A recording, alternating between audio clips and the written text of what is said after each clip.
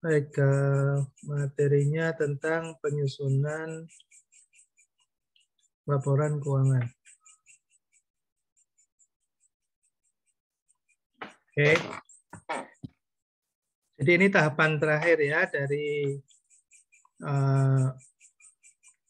penyelesaian suatu riset atau penelitian, di mana kita sudah mempelajari beberapa tahapan dari mulai menentukan judul, kemudian kita mulai merumuskan masalah, kemudian menentukan tujuan, kemudian membuat metodologi untuk mencapai tujuan itu,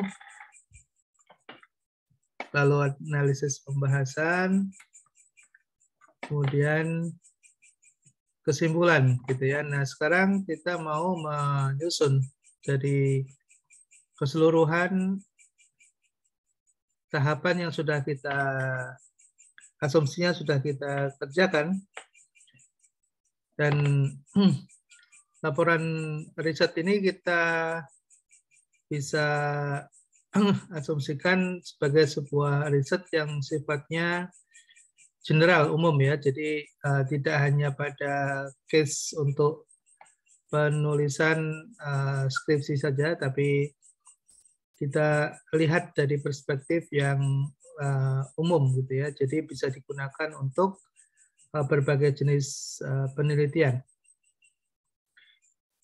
Kalau laporan ini kan sebetulnya kita sudah memahami ya bahwa suatu informasi tentang kegiatan atau suatu fakta tertentu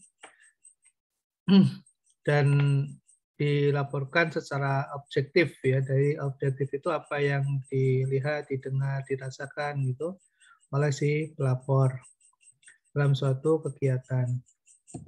Nah, kalau kita kaitkan dengan penelitian atau laporan penelitian, nah penelitian sendiri kita juga sudah memahami bahwa penelitian itu adalah suatu pemeriksaan yang teliti atau penyelidikan, atau yang lebih lengkap lagi adalah kegiatan mengumpulkan data, mengolah data, menganalisis, dan menyajikan data yang dilakukan secara sistematis dan objektif untuk memecahkan suatu persoalan atau menguji suatu hipotesis untuk mengembangkan prinsip-prinsip umum.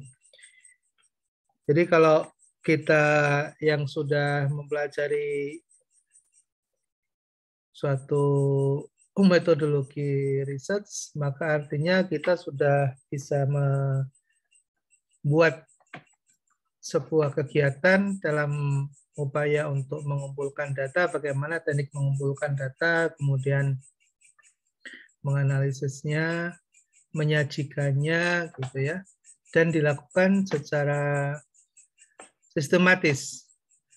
Sebetulnya pengetahuan tentang riset ini sekali lagi tidak hanya sekedar untuk menyelesaikan studi akhir atau skripsi ya. Dalam pengambilan keputusan misalnya di dalam kegiatan bisnis, ketika kita sudah memahami tentang riset, maka cara dan proses yang kita kerjakan di dalam berbisnis akan lebih sistematis ya dalam mengambil keputusan. Sebagai sebuah contoh misalnya, katakanlah kita menghadapi suatu problem misalnya. Problem kita dalam bisnis katakanlah penjualan menurun misalnya ya. Penjualan menurun itu kan suatu problem, suatu masalah.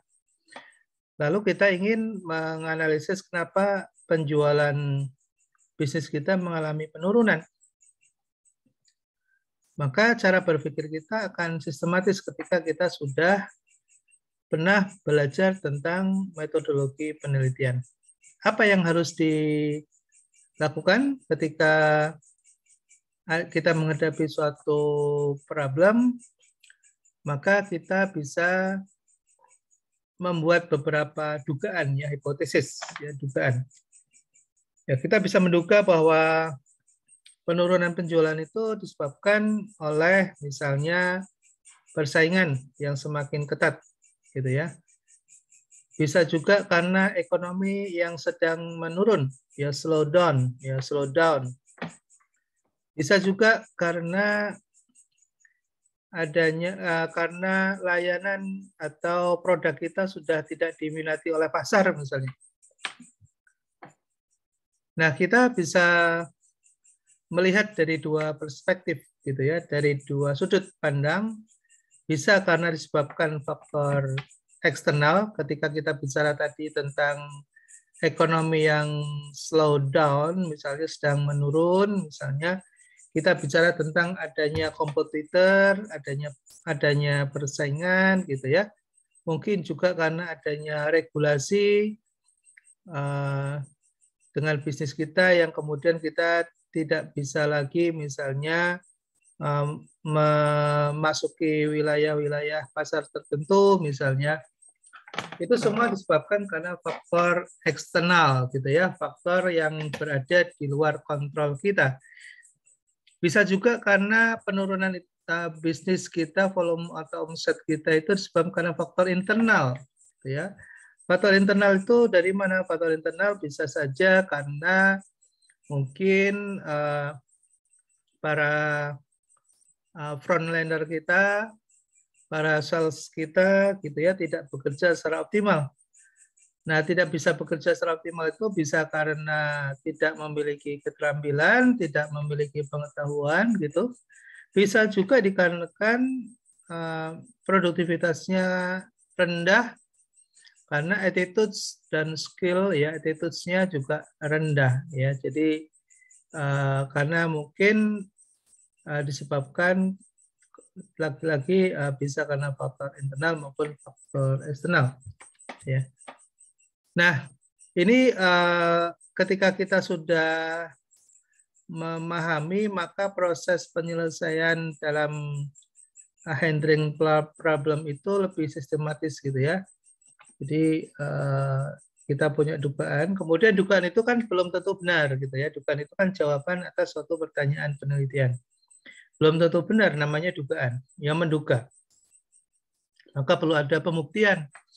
Ya, kita buktikan. Nah, cara membuktikannya bagaimana? Cara membuktikannya adalah dengan collecting data ya, dengan mengumpulkan data.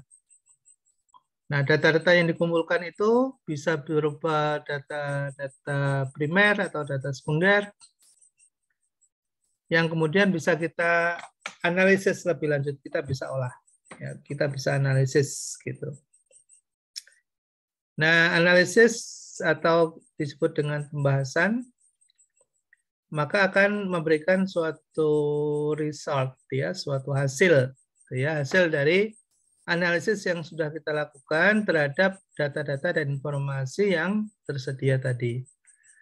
Nah, untuk bisa menganalisis itu butuh teknik metode ya, metode atau teknik dalam melakukan analisis. Makanya sering disebut dengan metode analisis gitu ya.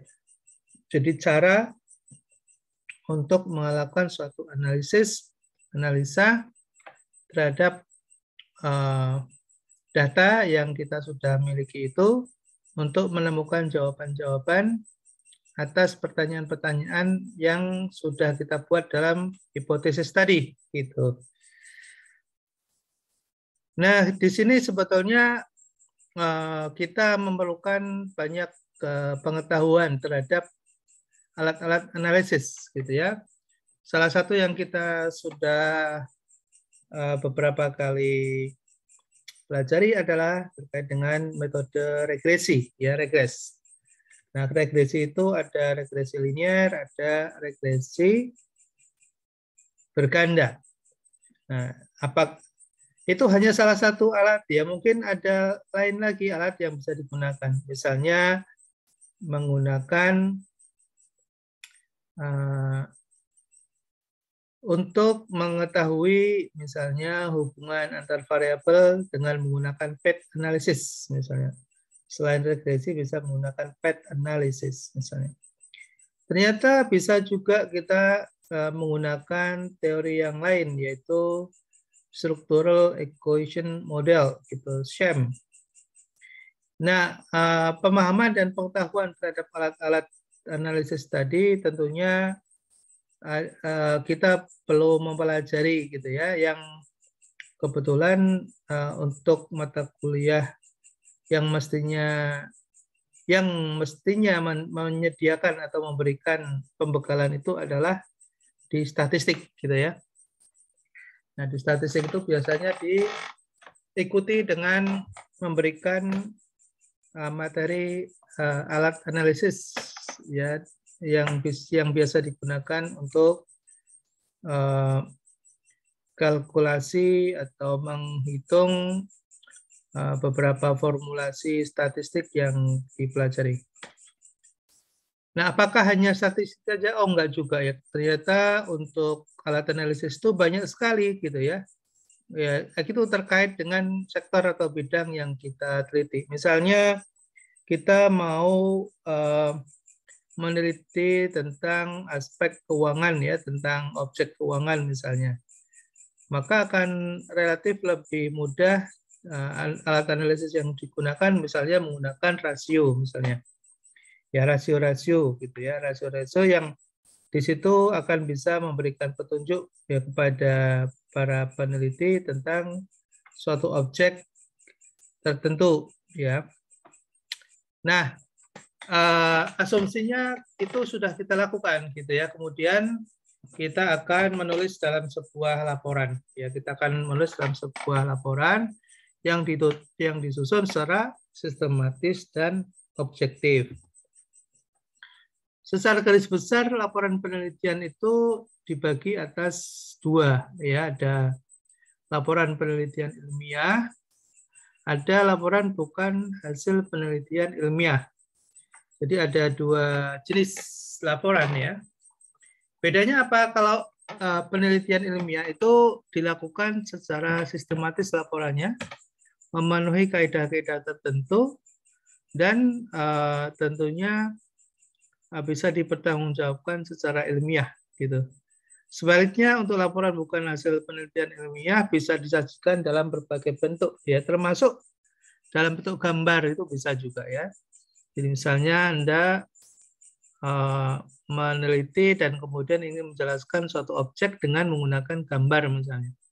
Nah, itu boleh-boleh saja ya, bisa saja gitu.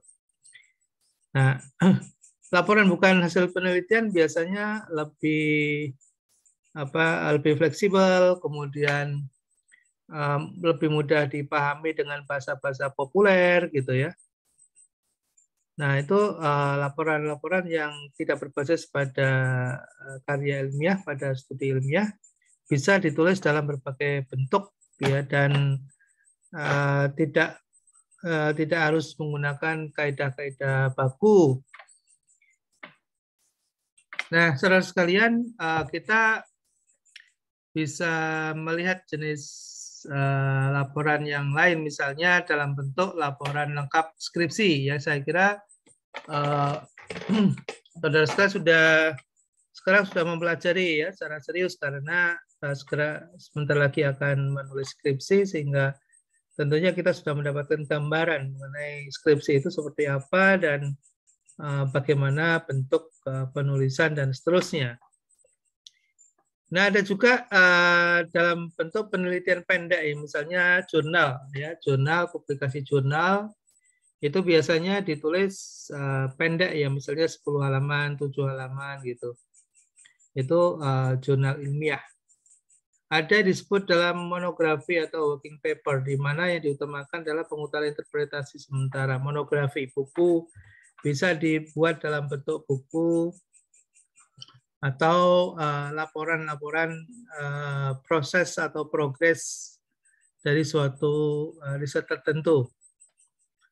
Kemudian jenis laporan yang lain misalnya dalam bentuk artikel jurnal akademik atau makalah. Jadi kalau kita diminta menjadi narasumber di suatu event tertentu, webinar misalnya, kita diminta untuk menyusun makalah ya, sehingga bisa dipresentasikan dan bisa dipertanggungjawabkan. Makalah atau artikel untuk press release misalnya yang ditulis secara populer itu juga bisa menjadi salah satu jenis laporan. buku juga ya, buku di mana perorganisasinya disesuaikan dengan format buku. Nah, saudara sekalian, berikutnya adalah fungsi laporan. Jadi ketika kita membuat suatu laporan penelitian, maka sebetulnya kita ingin memberitahukan atau menjelaskan tentang suatu tanggung jawab. Kemudian yang kedua, memberitahukan atau menjelaskan dasar penyusunan kebijakan, keputusan, atau pemecahan masalah. Jadi dalam laporan itu kita bisa mendapatkan informasi mengenai menyusun suatu kebijakan atau mengambil suatu keputusan atau memecahkan suatu masalah gitu ya. Kemudian laporan juga bisa menjadi sumber informasi. Laporan juga bisa menjadi bahan untuk pendokumentasian. Jadi kalau kita nggak buat laporan, apa yang kita teliti sebelumnya misalnya, maka kita nggak akan bisa mendokumentasikan atau menyimpan dengan baik kalau tidak dibuat suatu laporan. Di laporan itu akan memberikan manfaat ya kepada baik penulis maupun orang lain yang memerlukan. Nah, tujuan laporan adalah untuk mengatasi suatu masalah pasti ya. Kemudian mengambil suatu keputusan, mengetahui kemajuan dari suatu masalah, mengadakan pengawasan dan perbaikan, dan menemukan teknik-teknik baru ya. Karena dalam penelitian itu ya ketika kita masuk ke dalam problemnya dan kemudian kita bisa menyelesaikannya, maka sebetulnya di situ kita sedang mengembangkan keilmuan tertentu. Maka kita bisa melakukan perbaikan-perbaikan dalam konsep-konsep atau teori tertentu menjadi lebih perfect ya, lebih sempurna, lebih baik. Kemudian juga menemukan teknik-teknik baru ya. Terkadang kita dalam melakukan penelitian mengalami sebuah kebuntuan misalnya, tapi karena kreativitas kita gitu ya, bisa kemudian kita menemukan cara-cara baru ya dalam menyelesaikan masalah itu. Nah, ini menariknya di situ. Nah, beberapa penulis membuat sistematika laporan penelitian seperti yang kita lihat dalam slide ya. Jadi dibuat judul, kemudian dibuatkan abstrak, baru kemudian masuk ke pendahuluan. Setelah pendahuluan ada metode penelitian gitu ya, dalam bahasa lain di situ disebut dengan bahan gitu ya. Tapi yang lebih familiar di dalam riset setelah pendahuluan itu ada metodologi penelitian. Nah, kemudian ada hasil ya, ada hasil kajian ya, pembahasan, simpulan dan saran, dan daftar pustaka. Itu yang umumnya digunakan ya oleh para peneliti ya. Kalau di dalam skripsi gimana? Skripsi kita nanti bisa merujuk pada ketentuan yang ada di kampus kita ya. Jadi penyusunannya tidak boleh menyimpang atau tidak sesuai dengan ketentuan yang berlaku. Jadi kalau kita sebagai mahasiswa KIJI misalnya mau merujuk bagaimana menyusun sebuah laporan skripsi yang benar, maka tentunya kita akan mencari, mereference, ya, merujuk pada ketentuan yang ada di kampus KIJI. Karena bisa jadi kampus KIJI berbeda dengan IPB misalnya dalam laporannya. Jadi kita tidak boleh meniru atau mengadop dari kampus lain tanpa adanya rekomendasi dari pihak kampus kita. Misalnya kecuali kita lewat pembantu ketua 2 misalnya mengumumkan silakan melihat contoh outline yang ada di kampus Gunadarma misalnya.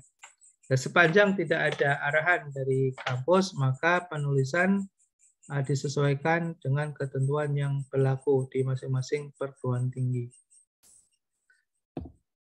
Nah, saudara sekalian, ada 3 bagian pokok ya di dalam sebuah laporan, yaitu pembuka, kemudian bagian inti, dan penutup. Jadi kalau kita buka skripsi, itu yang namanya pendahuluan dan metodologi itu sebetulnya bagian dari pembuka sebetulnya.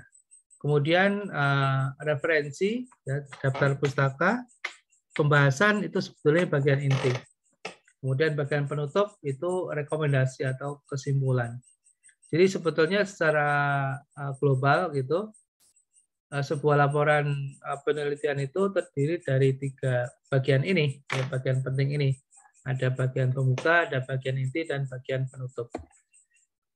Nah, bagian pembuka itu apa saja? Bagian pembuka itu seperti judul, gitu ya, halaman judul, pengesahan, kata pengantar, abstrak, sampai kepada daftar-daftar, ya, daftar isi, daftar tabel.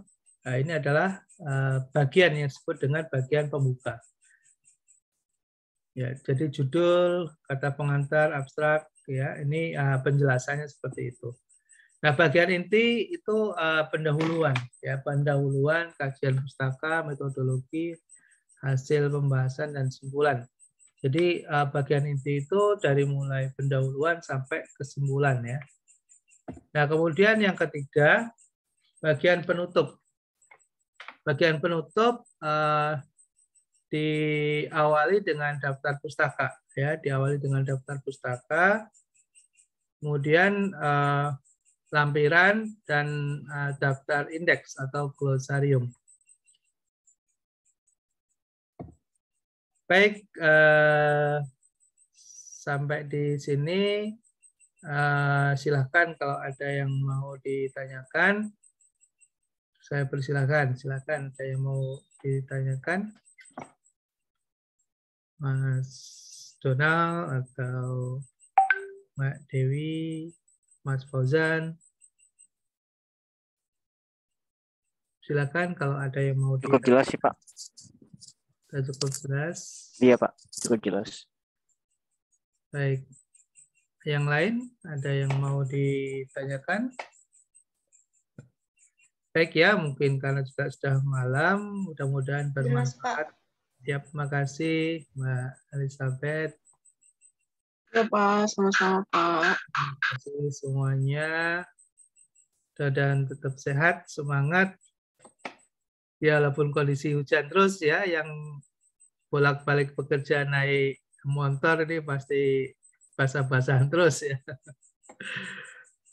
Oke, jaga kesehatan, tetap semangat belajar. Oke, terima kasih semuanya. Assalamualaikum warahmatullahi wabarakatuh. Waalaikumsalam warahmatullahi wabarakatuh. Selamat malam semuanya. Dadah.